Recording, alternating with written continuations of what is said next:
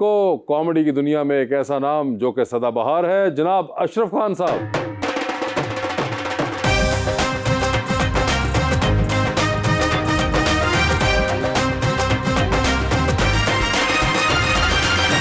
उनका साथ देने के लिए हमारी दूसरी मेहमान मॉडल रिमशा शेख।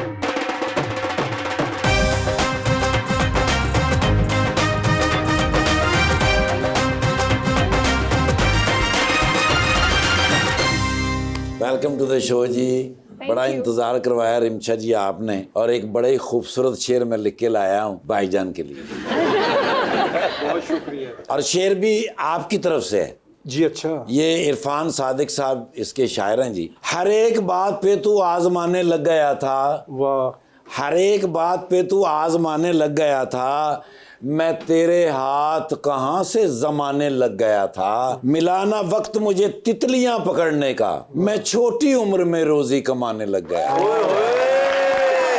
क्या बात, क्या बात, बहुत अच्छा। 50 में 50 मिलाएं तो बन जाता है 100। आहा, अगर जिगर ठंडा करना है तो पिए रो।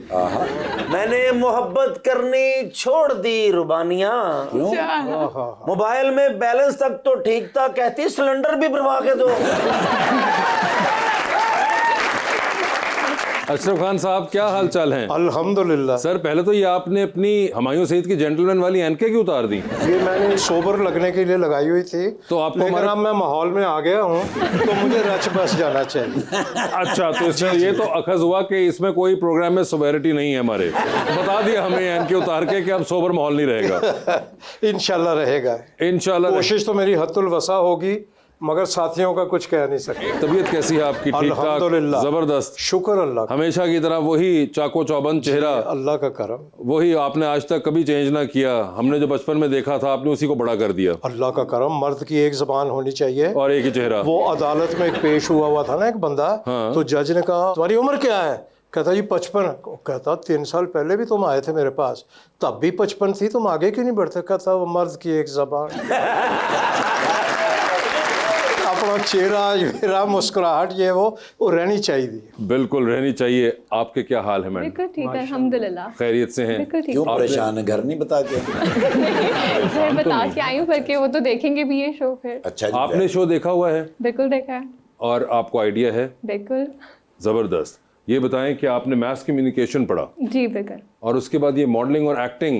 मैथ कम्युनिकेशन मैंने पढ़ा तो इसलिए था ताकि मैं जर्नलिज्म में आ सकूं। ठीक है। मुझे न्यूज़ कास्टिंग और न्यूज़ एंकरिंग का बहुत शौक था, लेकिन बाय चांस मैं मॉडलिंग में आ गई, लेकिन मैंने फिर उससे कंटिन्यू किया। अब मैं इंजॉय कर रही हूँ अपनी फील्ड। सर, ये मैथ्स कम्युनिकेशन क्या होता है? ये डिग्री होती है। अच्छा, किस चीज़ की डिग्री? अगर आपने जर्नलिस्ट बनना हो मोस्टली तो मैथ्स कम्युनिकेशन की डिग्री लेते हैं काफी। और अक्सर लोग चेंज कर लेते हैं सर, साइकिलों का कम सीखिया तो एक्टर बन गए। अच्छा, तो आपने कहा कि आपने एकदम ये ट्राई की फील्ड, उससे पहले कोई शौक नहीं था मॉडलिंग नहीं, एक्टिंग? बिल्कुल शौक नहीं था मुझे मॉडलिंग का। मुझे एक्टिंग का बहुत शौक था। अच्छा। लेकिन बाय चांस बस मॉडलिंग में मुझे अच्छी अपॉर्चुनिटी मिली, मैंने शूट स्टार्ट किया और फिर मैं लाहौर आ गई। बेसिकली मैं फैसलाबाद से हूँ। अरे आप फैसलाबाद से हैं? बिल्कुल। Thank you. Thank you. क्या शहर तो मिल गया है, अल्लाह बरकत पाएगा। तो आप भी फैसलाबाद से हैं? आप भी फैसलाबाद से हैं? अब आपको पता है कैसे कैसे लोग फैसलाबाद से हैं? ये तो मुझे बहुत अच्छी तरह से पता है। अगर लाहौर में ऐसे लोग हो सकते तो फैसलाबाद में ऐसे भी हो सकते हैं। यार शर्म नहीं आती खान साहब के बारे में कैसी बात करते हैं?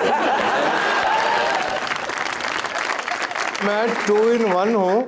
मैं फैसलाबाद भी हूँ और मैं लाहौर भी हूँ। फैसलाबाद आप? जी, मैं फैसलाबाद में भी रहा हूँ। अच्छा जी, इनको पता है। नानके उधर, सारा कुछ फैमिली उधर है। आपका ननियाल फैसलाबाद है? जी। ओए होए, और फैसलाबाद में ननियाल, इधर ददियाल। और फैसलाबाद की जितनी खिदमात हैं इस शोबिज़ के लिए शायद किसी और शहर की हो। गुजरांवाला, फैसलाबाद, इन्हीं के वो लगाए हुए पौधे यहाँ सारे माशाल्लाह फल फूल रहे हैं। वाह वाह। और बहुत टैलेंटेड लोग। सिर्फ एक नाम अगर आप नुसरत फ़तेह अली साहब का ही ले लें, बिल्कुल। तो फैसलाबाद। आपको भी इल्म था ये सारा कुछ फैसलाबाद के बारे में?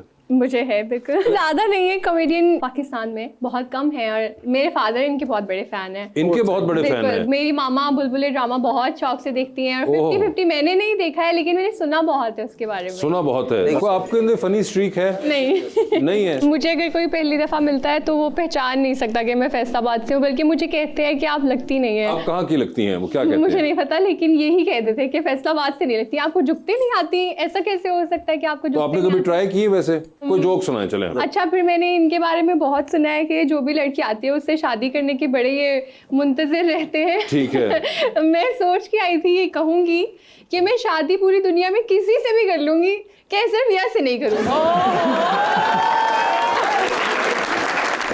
वैसे वजह क्या आपके जहन में ठहरी बिसाइड्स द ऑब्वियस? इससे पहले मैंने सोचा, अरे मैं पहले ही बता दूं, sorry, no chance. No chance. लेकिन मैं तो अपने भाई की बात आज करनी थी, उसकी शादी करनी थी। मुझे मेरी जिंदगी का हम सफर मिल चुका है। अच्छा, वाह। अगर आप कुछ कहना चाह रही हैं जी। मैं सर से कहने लगी थी कि जब से हमने आपको देखा है इतने सालों में, आपकी मूंछें बहुत खास हैं। एक्टर्स जो होते हैं उन्होंने बहुत अलग अलग कैरेक्टर्स करने होते हैं, तो इसमें मुश्किल तो होती होगी। आपका करियर। उमर शरीफ साहब हॉलीवुड के एक्टर, सारी ज़िंदगी मूछें नहीं उतारी। यहाँ इजाज़ साहब होते थे पाकिस्तान में, उन्होंने मूछें नहीं उतारी। इंडिया में राज कपूर साहब ने कभी मूछें नहीं उतारी। तो एक्टर ज़रूरी नहीं होता कि उसकी मूछें उड़ा दें तो एक्टर लगेगा। अब मूछों में भी मैंने कितने रोल किए होंगे। लोगों ने कहा कि यार इन्हें मूछा क्यों रखी है? नहीं यार, नहीं ठीक है, कभी किसी ने नहीं कहा। अब मगर आपने अच्छा किया, पॉइंट आउट करा दिया, मैं जाते हुए उतरवा दिया। मगर वैसे कभी खान साहब कोई डिमांड आई कभी कहीं से कि अगर मूछें? जी, एक प्ले था पीटीवी का, सुपर हिट प्ले था, उसका नाम था अल हमरा। वो बख्तियार अहमद साहब ने किया था। तो मैंने कभी मूछें नहीं उतरवाई थी, तो उन्होंने मुझे बुलाया, उन्होंने कहा जी एक रोल आपसे कराना है और आपकी ज़िंदगी का बेस्ट रोल होगा। मैंने कहा यार पता नहीं क्या कराने लगे हैं। मैंने कहा जी फरमाइए। तो ये जो जॉर्ज फर्डिनेंड का रोल है ना, अल हमरा ड्रामा था, वो पहले मैंने किया था 70s कुछ में। अच्छा। उसके बाद फिर शाहीन हुआ, तो फिर हमारे दोस्त ने, राशिद महमूद साहब ने भी किया। तो मुझे कहने लगे ये रोल आपने करना है। मैंने कहा जी ज़रूर करना है, क्योंकि रोल में खासा वो क्रिश्चियन किंग था और मुस्लिम किंग तलत हुसैन साहब थे, ठीक है। खुदा गरी के रहमत करे। रोल बड़ा स्ट्रॉन्ग था। तो वो मुझे कहने लगे ये फिर मुझे कब साफ कराएंगे? मैंने कहा जी। तो मैं उस नतीजे पे पहुंच गया कि अब ये ड्रामा मुझे छोड़ना ही होगा। अच्छा। तो उन्होंने एक फटा पुराना वो किताब थी, उसमें वो दिखाई एक शबी थी। तो कहना ये कौन है? वो ऐसे लगा कि मैं ही हूँ। मैंने कहा जी ये तो मुझसे बहुत मिल रहा है। कहना कि इसकी मूछें हैं? मैंने कहा नहीं। वो हामी भर ली। उन्होंने कहा जी मूछ तो उतारनी होगी इस रोल के लिए। वो जितने दिन रिकॉर्डिंग होती रही, मैं रुमाल रख के घूमता रहा, जैसे गांव से आया हुआ दूल्हा रखता ना रुमाल अपने, मैं वो रख के घूमता। वो एक ड्रामा था जिसके लिए उतरवाई। वैसे क्यों सर, इतना क्या? नहीं, दिल ही नहीं चाहता। अल्लाह माफ़ करे, बंदे को पता होता है कि मैं ये प्याला कटिंग कराऊंगा तो मेरी शक्ल कैसी निकल आएगी। लेकिन आपकी भजन बहुत प्यारी शक्ल है। ये परेशानी तो वासे भाई को है ना। हाँ सही कह रहे हैं। मगर भी मुझे बताएं खान साहब, वैसे क्या कभी कोई आपके जहन में वहम किया है कि अंदर से मुंह नहीं निकलेगा? क्या होगा? खास वजह नहीं है, बस एक चेहरा होता है ना अपना, जो आज शीशे में देखता है आदमी तो वो लगता है। वो 7-8 दिन जो अजियत के गुजारे थे मैंने अल हमरा ड्रामे कोई के। तस्वीर है आपके पास उसकी? मेरे पास है, मैं आपको दिखाऊंगा। मैं देखी, इंज लगता चाइना का सदर आया।